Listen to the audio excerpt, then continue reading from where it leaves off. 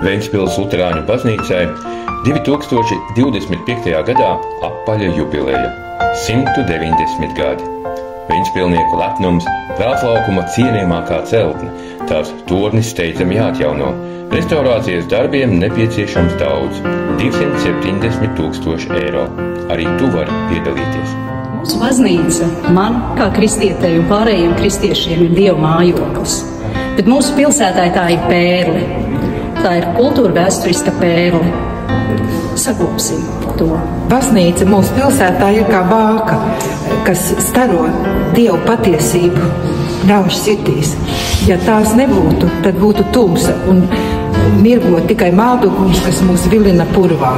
Baznīca ir Dieva nams, uzturot to skaistu un kārtīgu. Mēs apliecinām savu ticību, godu un slavu uz to kungu.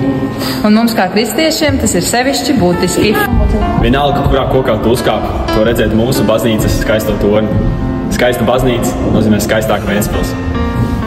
Es gribu, lai mana baznīca ir skaista, jo es gribu nākt uz svētdienas skolu. Man ir liels prieks, ka šeit Ventspils ir cerība, ka arī torni tiks sakārtots.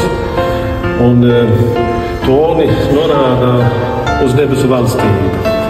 Un ka baznīca ir tā debesu valstības vietniecība. Mēs šeit ienākam baznīcā un piedzīvam kaut ko no debesīm. Un tāpēc ir svarīgi, ka arī torni ir skaisti, lai var par to skaisti arī norādīt un aicināt cilvēku šeit. Jā, un tu viņu sagaidīs, ja? Jā, es viņus vienmēr gaidu ļoti, un mans prieks par tiem, kas šajā baznīcā ir atraduši savas garīgās mājas.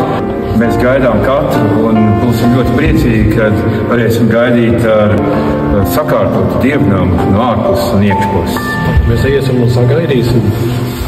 Jā, vēseli arī jāsakārtojas. Lai pilūkties. Ja tu jūties piederīgs Latvijai, ja tu jūties piederīgs Ventspilī, piedalies. Ar Dieva palīgu kopā mēs to izdarīsim.